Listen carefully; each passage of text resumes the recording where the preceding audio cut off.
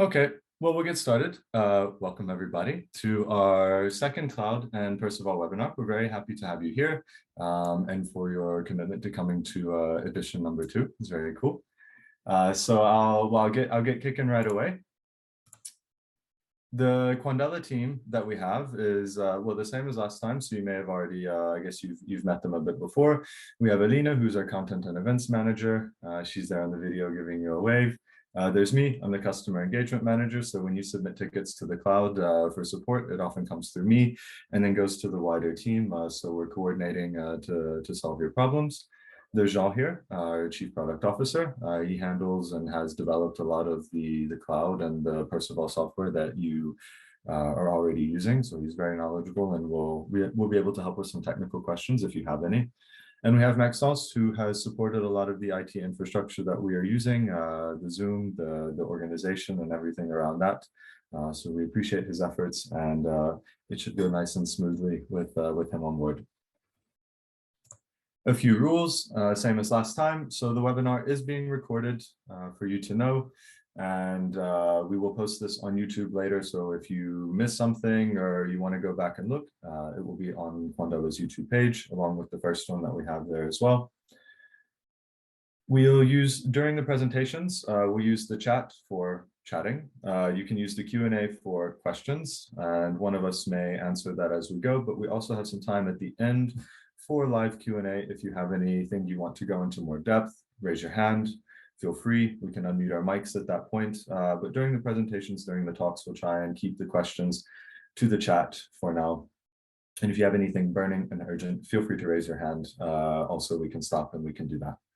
And last but not least, do be respectful, as always. We're all here to grow and to share. So there we go.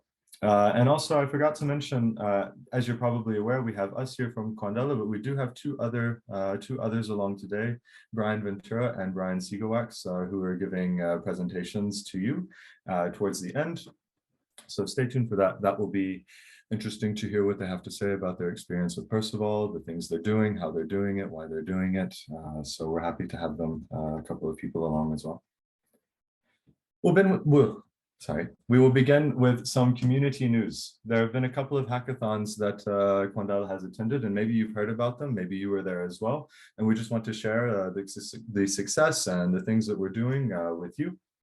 So there was the Thales hackathon, which was organized with Quantex, and we had 2 representatives from Quandela there who were working on entanglement swapping on graphs. So you can imagine having a network and each node represents a person who has access to entanglement, and the edges between them represent the mutual entanglement there. And we want to find out the most efficient way that we can swap entanglement through this graph to connect Alice and Bob, which is essentially a shortest path problem. So they were working on this and they did very well. They advanced, both teams advanced through to the next round, which is TBD on time and location. So look out for us there. And if you're also participating in this coming up, good luck to you. It's a cool event and we were happy to be there.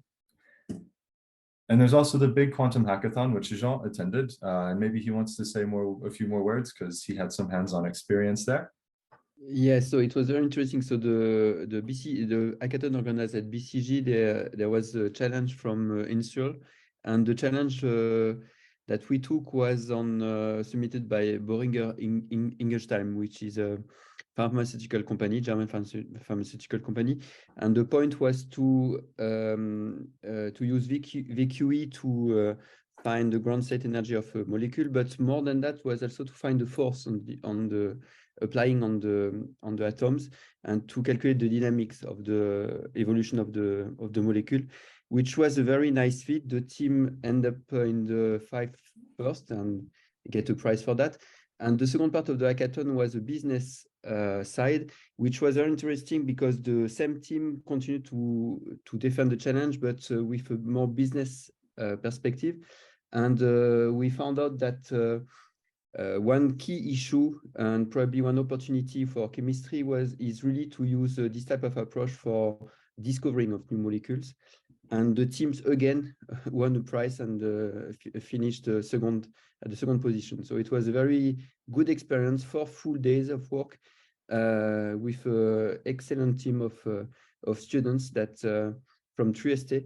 So congratulations to them, and it was very nice experience to share good practice around quantum development. Yeah. Very cool. So these are some hackathons we've been to. We've been to some others, and we want to keep going and sharing and growing with you guys.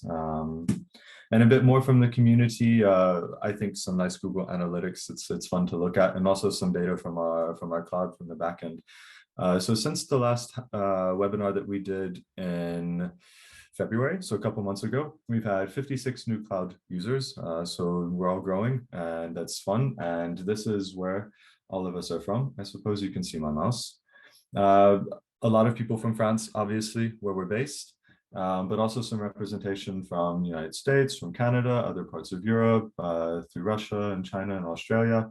So there's a lot of people using the software. And here we also see all of our computer time. So this has been just since the last webinar in February as well. Admittedly, a lot of this is Quandela time that we're using that you see here, but a lot of it is user time as well, from partners and academics and people who are interested. So we can see, we can see activity and things are moving, and we appreciate the time that you spend running on our QPU, which I will say is available 24/7, except for a short little period on Thursdays when we do maintenance. So feel free to access it any time of day when you would like. Next up, as you may have noticed, hopefully you have upgraded your Perceval recently. We've upgraded to 0.8, which included some nice fixes and some nice changes. There are release notes here to our GitHub, so you can see everything that's happened in case you need to change or adjust. There's only one command that changes, but otherwise it all works pretty well. One important change is that your large circuits, so currently, well, up to 12 modes, which is what we have on the chip, your large circuits will transpile much faster than before, about 100 times faster than before. And this is thanks to the hard work from the theory team and from the software team in terms of optimizing the transpilation process. Transpilation being a very jargon word for just translating the circuit that you have on your screen when you create a circuit in Perceval to what the computer actually encodes with all of its beam splitters and phase shifters. So that's really good. If you're running a lot of jobs, you can now run them much faster than you could before, on the order of about 100 times faster for the transpilation. We also have a nice backend fix, which was raised to us by Brian Ventura, actually, who's here. There was a bug in the number of, once you had very large simulations over many modes. This has been fixed, which is great because now you can run simulations up to 250 modes if you're using, well, not on the computer, but anything that you run on the simulator and locally will run up to 250 modes, which is great for whatever application you may have in mind. And we also have a new Perceval coming sometime in May. So this will include things such as batch jobs. By batch jobs, we mean, let's say you have a circuit and you want to change one parameter within your circuit and you want to vary one parameter in your circuit over many values. You can submit a batch job, and this will all be submitted in one single job to the QPU, and you can retrieve this with one results command so that you don't have to send separate jobs for each parameter value that you have in mind. So it's quite a convenient time saver for you, and voila. The other thing that we're going to have will be integrated Jupyter notebooks. So a lot of the tutorials that you see on the Perceval documentation will be integrated directly into the cloud platform, so you can access them easily, so you can run them easily, so you can get to understand them, so they won't break, and everything is there for you, and you don't have to do any copying and pasting over. So this would be a nice way for you and for your colleagues and your partners to use the cloud straight away. That's the idea. Register and access it right away. So this is a big feature that we're excited about. As well, we're going to be changing how we define our counts and our shots, which would be useful for when billing eventually arrives, and how you access the computer. So to be more in line with the way that other companies and other quantum computing platforms count the number of count the number of shots that you have. And for your billing, we're going to be moving to a shot basis, which means if you are looking for multi-photon coincidences, you will be charged for when you actually get the multi-photon coincidences and not for every single photon which enters the chip, because it's not fair if you lose your photons that you be charged for something like that. So this will be a nice change coming forward. And the last thing to look forward to will be process IDs for remote jobs, which is similar to your batch jobs, but let's say you have multiple jobs that are contingent upon each other and you want them to run sequentially. Process IDs will allow you to retrieve these results in an easier fashion than you would before if you had to run separate jobs which were dependent upon each other. I think we're good. Do we have anything else we want to add for the Percival 9 release, Jean? No, basically that's all. So the big feature will be the notebooks, as you said, Jason. You connect to the cloud and you will be able to use Perceval, the latest version of Perceval every time without installing anything. So Right. This one is really a must-have, and we are putting a lot of effort on this one. Yeah, it'll be quite nice. It will be convenient for the end users. Now we have a few science newses to share with you.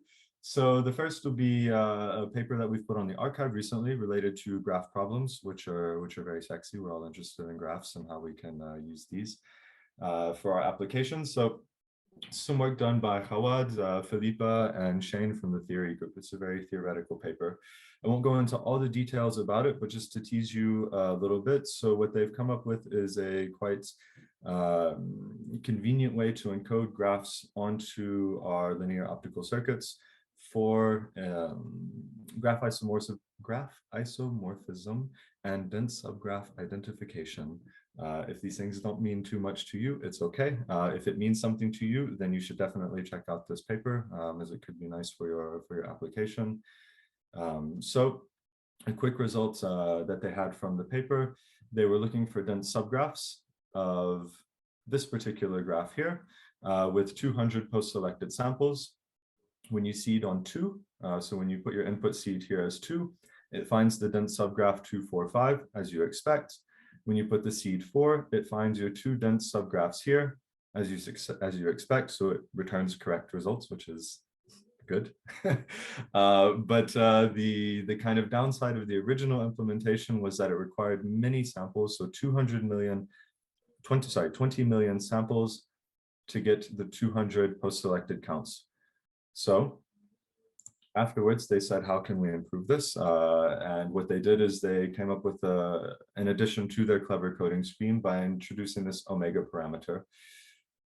So here, to backtrack, this is an adjacency matrix for this particular graph. And what they did is they introduced this omega parameter, which is a constant weight on the column which represents the least connected node of this graph. A lot of jargon there, but essentially when you vary this omega parameter, you can optimize the performance, the runtime of your circuits, which is what we see here. And you can go from about 104 minutes to 30 minutes. So it's a very important optimization that they've done here to encode and to analyze graphs on linear optical circuits if you're interested in graph isomorphism or dense subgraph problems. There's a little teaser. And just to point out, there's an archive link here for you. And I think Alina has shared it in the chat. Sorry, Jean, you had something to say? Yes, and something to add on that, why we are interested in solving graphs and why it works with our technology. All of this comes back to the notion of permanence. If you know the type of calculation that a photonic quantum processor is doing is actually computing a permanence. And permanence is kind of very hard combinatorial problem, which is exactly the type of problem that we address when we look at some properties of graphs. For instance, if you want to compare 2 graphs, you need to make a lot of combination, and it's exactly what natively a photonic quantum computer is doing. So there is a lot of new things to find around that, and for us, it's a very first milestone in graph manipulation with a photonic quantum computer. Yeah, exactly. So do look at the archive link. which I do believe Alina is sharing or has shared. So we'll go on to a next bit of science news. So this is some ongoing work that we're doing around VQE and chemistry related problems. So VQE is variational quantum eigensolver. It's essentially another kind of optimization problem that you can do on a quantum computer where you leverage classical and quantum computing together. So if I look at the slides that Patrick has sent me, we're essentially interested in determining the ground state energy of a particular molecule. In this case, we see here just two hydrogen atoms right next to each other. And the way that we can do this is we can encode the molecular interaction into a Hamiltonian, which we can implement, which we can then put on our quantum circuit. We put in some input state, we do a detection, we update these parameters according to some optimization algorithm, and then we iterate again into our quantum circuit with some new radius, some new distance of our molecules. So this kind of iterative process allows us to arrive more and more closely to the ground state energy of, of our molecule. And so at each distance here, we need to do some kind of optimization. And this is some results that we have recently of the algorithm actually optimizing. So here it's calculating our energy. And this is the number of iterations that we have along the x-axis. And we can see as the algorithm runs, it reaches some minimum value, consistent minimum value, which represents the energy of that particular molecular separation in the case of the hydrogen atom. And moving forward, as the circuit grows and as we're able to use more modes and more photons, we can look at more interesting molecules than just hydrogen. So you would be thinking maybe lithium hydride, for example, water molecules, things that are larger benzene rings, which is carbons with a bunch of hydrogens around it. But this is related to the work, I guess, that you guys are doing at Big Quantum, where you're doing chemistry problems using VQE as well. It's something that a lot of people are interested in. Voila. So now I think I've used all my time. I've run over a little bit. We have two talks from Brian Ventura and Brian Siegewax. I will let them introduce themselves as they please. But our first talk will be from Brian Ventura, who's a partner of ours over at Sigma Reply as a quantum computing consultant. I'll switch it over to you, Brian.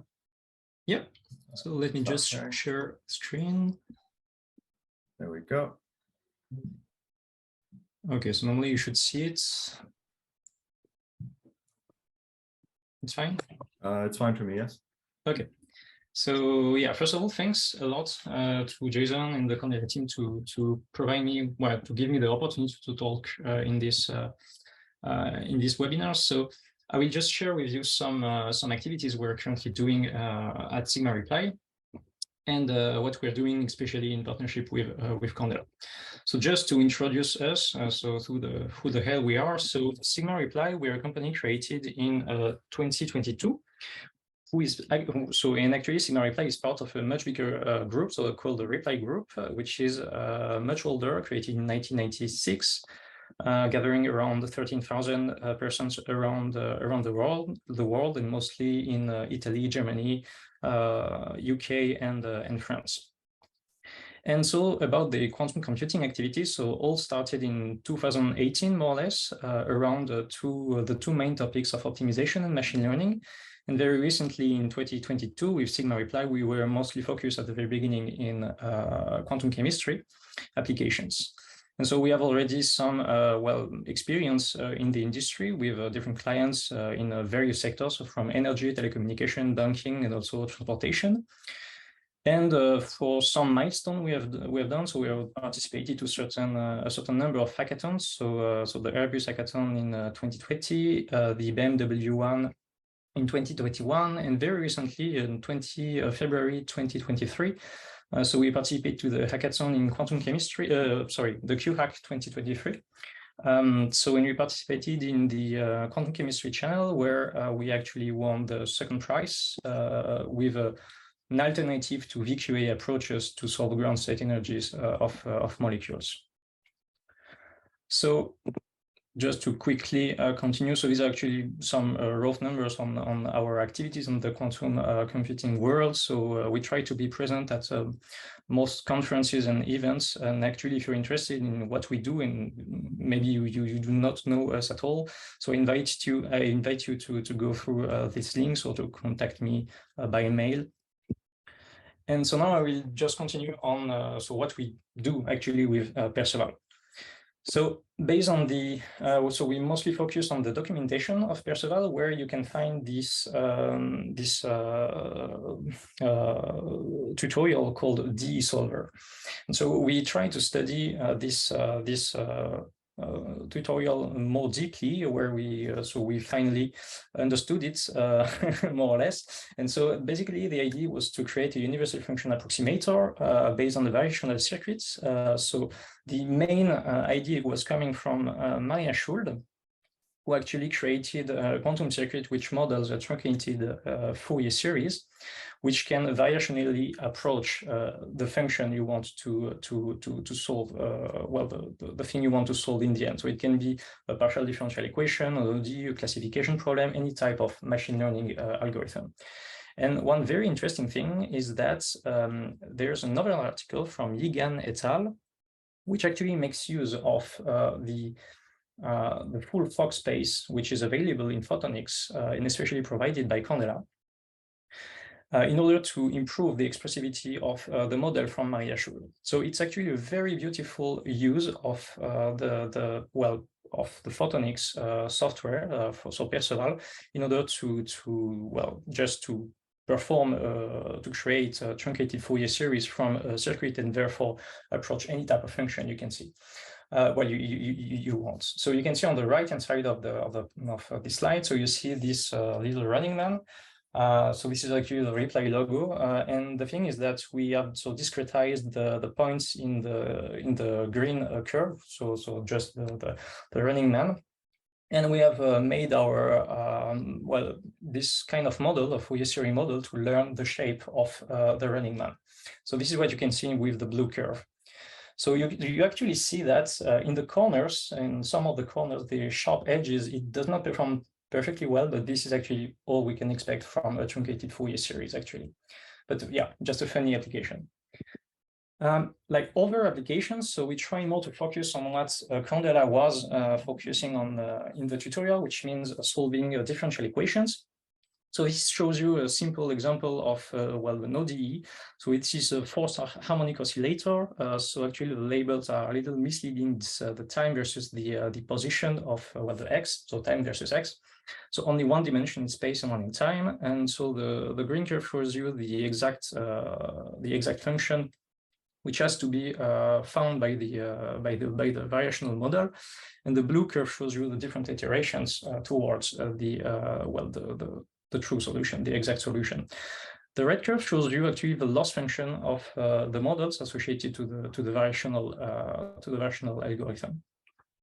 So it performs quite well. Another type of example we treated is the 2D heat equation. So actually this time it's a little more complicated in terms of dimensions. So we had this time 3 dimensions, so 2 in space, x, y, plus the time, which is displayed by the animation here. And so you can see, just the evolution of the solution, which is respecting the heat equation in this space. So yeah, just this kind of application. So we are trying actually to make use of the Quandela, of Perceval and the features available there to try to solve more complex differential equations. And another parallel thing we are also trying to do is basic machine learning tasks such as classification. So here you can see on the right hand side the learning of the boundary between 2 classes of points taken from the Moon datasets, or really simple dummy example here, where we performed, we will make our model learn the boundary between the 2 classes of points. So this actually can be, of course, extended to more dimensions, and we can maybe try to see, to benchmark a little this model with respect to other stuff. So actually, it's a very generic model, kind of close to how work a neural network, but the idea is that it's much more expressive, well, not expressive, but explainable in the sense that you know what your model is doing. It's simple, truncated Fourier series. So this is a very, very interesting behavior which is provided here by Perceval. Another type of application we were interested in is on optimization, and specifically the cubo-formalism of certain problems. And so we were interested in an article from Bradler and Wallner, which is displayed on the bottom, which treated the how we can solve cubo problems on photonic devices. And so we tried, so the approach which was taken was a variational algorithm again, and we applied it to two applications. So you can see on the left-hand side, the shortest path in a graph. So if you take this kind of graph from, and you want to go from A to D with taking the shortest path, so all the edges are weighted, the algorithm actually works and finds you the path which is in green, which is the shortest path from A to D. And another type of applications, which is actually very interesting, is in integer programming, which is find the solution of optimization problems, but with integer variables. And this is actually much more complicated than the continuous versions. And actually, the cubo approach is quite straightforward for this type of optimization problems, and we try then to implement this with Perceval. And actually, it kind of works. So this is on the right-hand side, you can see a really rough example I took from Wikipedia of integer programming, where you want to maximize the function y. So taking all the points considered in red, so just within the boundaries of the x-y axis and the blue curves. And actually, it works quite well. So you find the 2 points which are maximizing the y coordinate. So it's very interesting to see how we can try to implement different types of optimization problems and how it can actually work on the photonic device. So just a few words now on the cloud service offer and the software. So for the cloud service, actually, I'm really happy that Jason answered more questions than I actually had. So it's very straightforward to use the cloud. You just have to add the token in a processor class, so it's very, very straightforward, nothing to do really. Everything is very smooth. The only thing I can find a little rough is will actually be solved in Perceval 0.9, which was the job managing, because sometimes you can have actually quite a high number of jobs, which is quite painful to organize and to manage through the cloud interface and also from the command lines.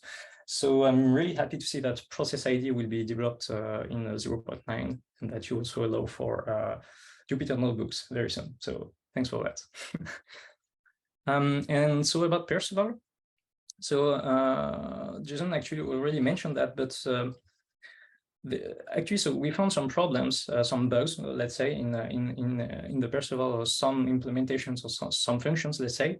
And actually, the team was really, really fast in terms of response, and they actually found solution very, very quickly. I was really surprised about that. So thanks for that. Jason also wanted me to add some nice words again on top of that, but okay, no, that's totally wrong. But they're so extremely reactive for solving bugs, communication on new features, and on the support on the applications we can have. We're also in close contact with the team, and we are really, really happy for that. So I also would like to make special thanks to Jean, Eric, and Mario Valdivia for especially for the development of Excalibur 0.1.2. So thanks for that, guys. And so finally, to wrap up, so with Perceval, we are trying to work in close contact with Quandela in order to find, well, first work on the existing use cases, try to find additional examples, push the dimensionality of the existing problems, benchmark these problems, check out the limits, and also develop our software stack respectively to the interaction with the cloud and the application we want to do for sure. And also, as Jean said, we are actually very, very focused on the essence of the discrete variable photonics. which means that we are really interested in how to use the permanent computation of a matrix in order to fit different applications. So this is why the graph article, which was communicated by Jason and Elena in the chat, is actually very, very, very interesting. And so we are trying also to push for some applications regarding these results. So news are coming soon. Enjoy your time with Perceval. Do not hesitate to communicate if you want to with Jason or even myself if you're interested in some applications. And yeah, stay tuned for more news. Thanks. Cheers, Brian. We appreciate it. I have a quick question that I'd like to ask. On the slide where you're doing the differential equation solving, the one just after the sigma running man. Yeah. So this one? The one before, previously. Well, yeah. It looks like our function gets fit quite quickly and quite well. Mm-hmm. And then right at the end, it gets fit even better. Where's the extra good fitting coming from? No, it's not really visual, I think, but Okay. hard to see. Actually, you just have to zoom a lot on the function, I guess, because you see that the global error is around. I mean, it's a log scale for the loss function, so yeah. But we've got but it's also a logarithmic scale. It's just interesting that we get some more fine. Yeah, it depends on the precision in the end you want to have approximating your function. I mean, yeah, it's the same thing when you do VQE. When you approach the ground state energy, you just have to find the chemical accuracy you want in the end. This is more or less the same thing. We just didn't want to stop it, but no, fair enough. Fair enough. Do we have any other quick questions from the audience? Now would be if you want to put something in the chat or raise your hand, you're welcome to do that now, or you can save it for later as well if you think of something.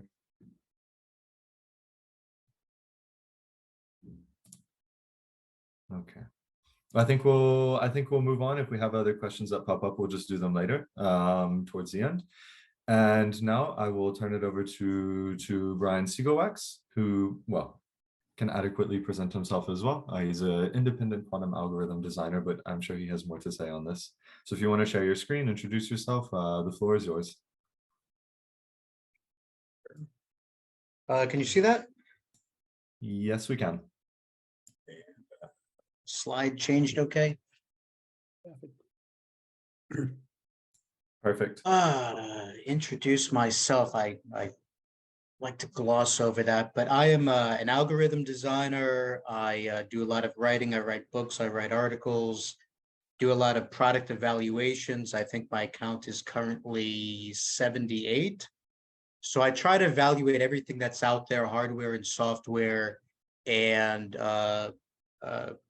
Quandela popped up in there, and I'm getting ahead of myself. That's in the presentation, but I like to, because I'm independent, I'm not forced to use any specific tools that are out there.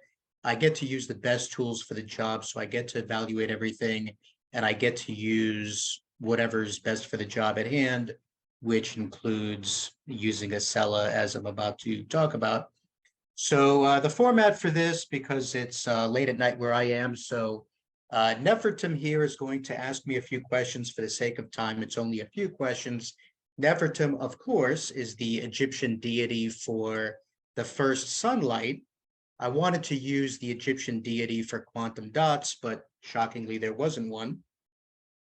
So his first question is, I actually can't see it with all the stuff on the screen, but I think it's, why do I use photonics?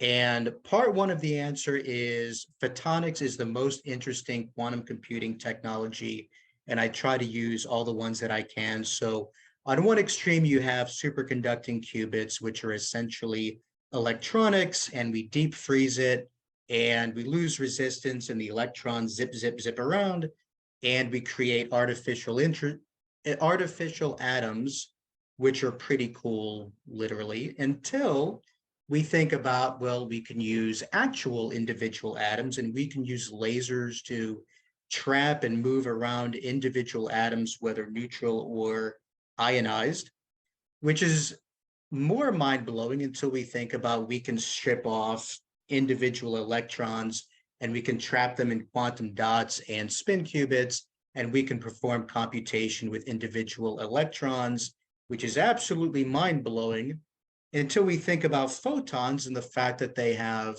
no mass and no charge, and the notion that something completely intangible can be controlled and used for computation is just at the top of the mind-blowing scale.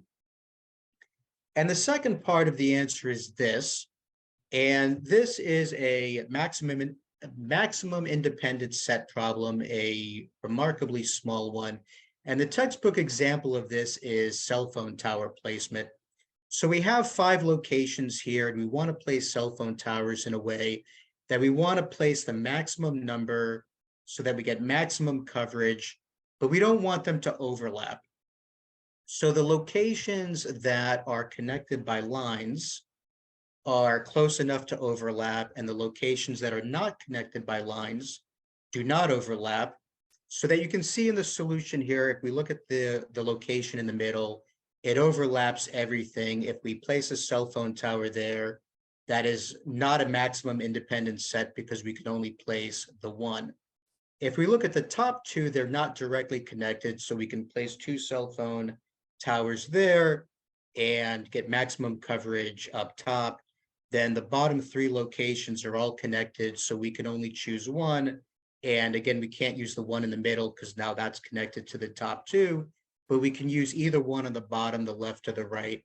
So the maximum independent set is 3. We can place 3 cell phone towers to get maximum coverage. And these results actually come from Quera's Aquila device, neutral atoms. And the interesting thing about neutral atoms is when you try to excite them into Rydberg states, and they're in close proximity. So imagine they are arranged like this, and in the locations where they're connected by lines, the atoms are close enough together that they will not allow themselves to be in Rydberg states at the same time. So for maximum independent set problem, we don't want any 2 dots that are connected by a line, we can't have both in red. That is the constraint. And when we render that as neutral atoms in Rydberg states, we cannot have both atoms in Rydberg states. So what happens is neutral atoms naturally enforce this constraint for maximum independent set problems, which means that neutral atoms are a very natural fit for this specific kind of problem. So the thought process from there is, with photonics, everybody's out to do universal quantum computing. We can run Grover's algorithm everywhere, whoop-de-doo. But what can we do with photonics that it's a natural fit for? And I know that the fine folks at Quandela already have some ideas for this, but that's what I'm personally interested in. What does photonics do particularly well, better than the other technologies, or even better, what can we do with photonics that maybe we can't solve in any other way at all? So that's inspired by this type of problem. Maximum independent set is a natural fit for neutral atoms.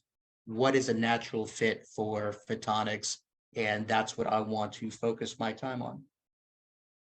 Then why do I use ASILA in particular? So again, I look at everything out there, and the largest photonic quantum computer that I can find, that I can access, is ASILA with its 12 modes. So with 12 modes, I can do more than I can do anywhere else. Now, I know what you're thinking. There is another one out there that's a little bit bigger, but from what I can tell, it does one thing specifically, and I haven't seen it do anything else. So for general purpose photonic quantum computing, ASILA is the way to go. Then Jason mentioned earlier the 24/7 availability. I'm in GMT +8, so that's a really big deal. If I want to use a competitor, I have to wait until fairly late in the evening before I can even get started. And I have to stay up really late in the evening to get done whatever I need to get done. So that 24/7 availability on behalf of my whole side of the planet, I thank you. Then, of course, the cost, while it lasts, the free is incredible because I'm in a developing country and anything above zero, quite frankly, can be cost prohibitive. And there are a lot of companies out there talking about the accessibility of quantum computing and democratizing quantum computing, but then they're unaffordable. So Quandela is actually making it possible to use a photonic quantum computer anywhere in the world. And as an extension of that, there are parts of the world that don't use credit cards, or imagine we're talking about high school students or university students that don't have credit cards and you want to use something like AWS or Azure, and you need to go to your parents or guardian and get a credit card in order to use them. So free also makes it more available for everybody in academia. And also, generally speaking, we have budgets for everything in the world. And the ability, at least at this point, to focus on the science, focus on the problem we're trying to solve instead of thinking, okay, this is my budget and this is how much I'm going to eat up by running this circuit. It's much more effective to just focus on, this is what I need to do to solve my problem. And as opposed to other cases, I want to run maybe 1,000 shots of something, but I'll use up a large percentage that way. So let me run 100 shots, which is maybe too small. So it's wasteful in time and resources. And at least for now, anyway, with Acela, you don't have to worry about those constraints and focus on what you need to do. Then the platform here, you don't find this everywhere. And from the ones you do find, this is actually one of the best anyway. And in some cases, this information just isn't available. And in other cases, I can get this information programmatically. But this is not the code that I want to write. I want to write code that solves a problem. I don't want to write code that tells me how many credits I have left or what's the status of my job. So I much prefer this portal that I can just log in, get this information, and focus on the task at hand. Then for support, especially compared to your competitor, which I won't name, but the JIRA system that's in use is absolutely excellent. The methods on the left, I use all of them. You can get answers. They can be effective, but especially compared to, let's say, Discord, Discourse, and Slack, where you can post a question and the person answering it has no idea what the answer is. At least with this JIRA system, Jason or somebody at Quandela is going to answer the question. You can see all of your open tickets. You can see the thread of the conversations, and that can get lost very quickly with some of these other systems. Even emails can get buried. Twitter, if you want to go back and look at something, they can be hard to find after a while. What keywords did we use? And my other personal favorite is personal messaging. That only gets you so far, but it works. But as far as an official system for tracking bugs or making suggestions, the JIRA system is absolutely the best I've seen. Then I apologize for this. I always get criticized when I do this, but I work with people who want me to keep my mouth quiet, keep my mouth shut.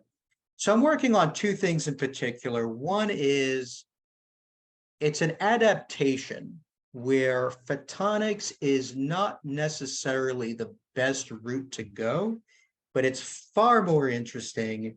And I can't get into what that is, but again, the idea of photons being intangible and this particular problem we're trying to solve, the idea of photons solving the problem is just mind-blowing.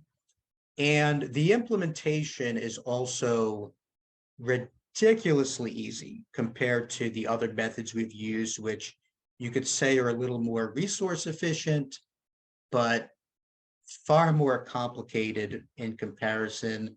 And the approach with Acela, when I was initially evaluating, I was just looking at, we can do this super easy, and it'll just be super cool, even though it's room temperature, to do this photonically.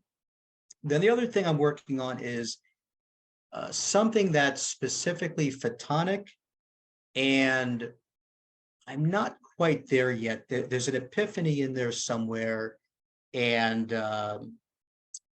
I think it's a really big deal. And again, I'm sorry for being vague, but something about looking at how a problem is solved photonically looks like there's a lot of potential with this approach going forward. So that's something I'm working on, kind of dissecting that and really deeply understanding it, and then trying to reconstruct it, and hopefully doing something either really exciting or really stupid. It could go either way, and that's the way quantum works. But so anyway, when do I use your competitors? And this is an exhaustive list, by the way. So I'll give an example of neutral atoms. So I think I mentioned already Quera's Aquila neutral atom quantum computer. So it's the only publicly accessible neutral atom quantum computer. But if you want to simulate a small number of atoms, Pascal has Pulsar Studio, which is an absolutely fantastic way of doing that. But you can only simulate up to 10 atoms. So if you really want to try and solve a problem, then you use Aquila. So I'm using two different companies, two different products. And in the case of photonics, as you can see, this is not a mistake. I have no reason to use anything else. I just use Acela for everything. And then I'm happy to answer questions, and I would like to give a quick round of applause for Nefertum. He did an exciting, I think he's a he, but whatever he is, Nefertum did an exciting job. And let me stop sharing my screen. Back to you. Cheers, Brian. Thank you. I do have a quick question. I always have questions. Sure. I know you can't tell us what you are working on, but could you maybe tell us quickly when we might be able to experience it or see it or read it or whatever, and where we might be able to access it from? Well, my collaborator is a professor who's busy professoring. So when he's done professoring and can take a look at it, then hopefully we can get the paper published there. And the second one I still need to figure out. I don't think it'll take that long. I'm just looking for that epiphany. But the first one is developed. It works. So it's just I guess Professoring. testing it some more. Well, not really testing it. It works. It's using it, and then the output of it, preparing that to share with the world, and yeah, producing an output with it, and then writing up a paper and do all that sort of stuff. Okay, well, fingers crossed we get to see something this year, and maybe when it comes out we can have another presentation, something to look forward Sounds to. good. Cool. I'm gonna take back over the mic quickly because we don't have a ton of time left. So can you see my screen okay? Yep. Yes. Good. Thank you. So this is the moment for Q&A. Actually, we only have about 10 minutes left. If you have any questions for me or for Jean or for Brian or for any other Brian that might be in the audience, now is the time to ask those questions. We'll give you 1 or 2 minutes to write things or to raise your hand or to think of something clever in the meantime. And I'll silence my mic while we do that. Well, I don't think we have any questions coming up. Oh, here we go. We'd like to thank Jason for a tip, textbook on quantum computing. In the recommended textbook, when it comes to computing, 2 main classes of quantum computing algorithms are presented. quantum search algorithms, and quantum Fourier transforms. Considering that the last edition of the textbook was published in 2010, I wonder if there are others that have been developed since then. Well, I think we've seen, I mean, from my perspective, we've seen a lot of different algorithms, even just today, a lot related around machine learning, which incorporates some of these as well. But there's a lot of machine learning and VQE that's come up, as well as QBO problems, which are quite interesting, and other graph problems like what's been worked on with Felipa. I don't know what the kind of textbook example right now might be. I think there's a lot of the kind of hydrogen atom with VQE that people look at that's pretty standard these days. Brian, do you have an idea? I'm just going to say I'm guessing Mike and Ike. So with new algorithms, I'm going to guess the question is pertaining to quantum advantage in particular. So that can always be argued, but based on 2010, I think that's the second edition of Mike and Ike, which would make sense as the textbook. Do you have an idea for the next best thing algorithm? For algorithms, well, again, I'm looking for photonically what's different and what can we demonstrate with photonics that we can't do elsewhere. So I could think of, again, the universal algorithms.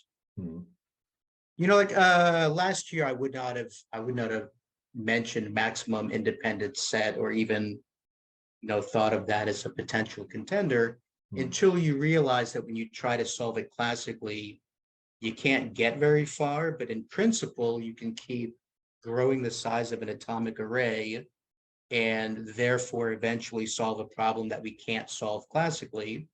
So again, photonically, what can we do with that? And I'm going to guess it's probably not going to be, well, that's not necessarily true, but is there a way to adapt a textbook algorithm so that it's advantageous photonically? Or is there something else that we haven't discovered yet?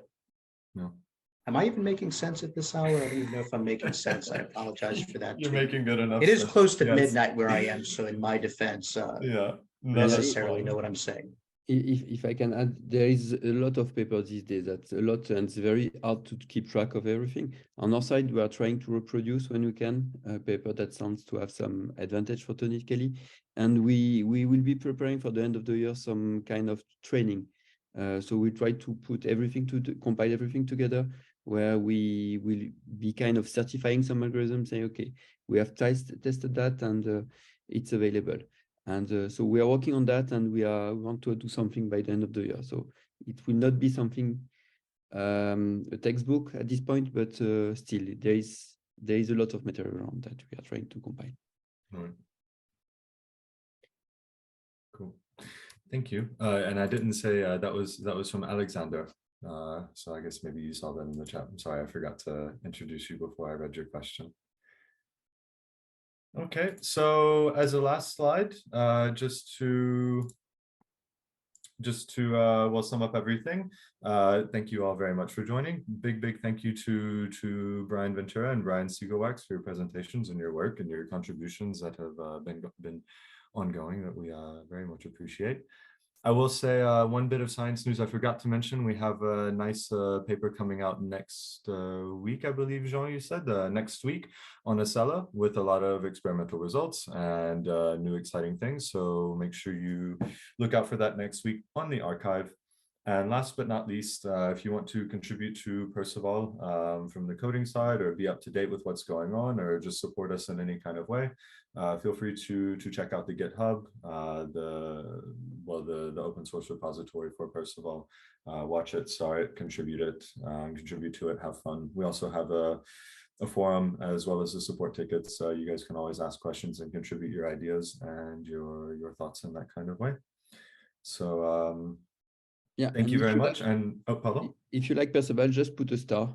It's help on GitHub just for the visibility. Yes, just give us a star. We like the stars.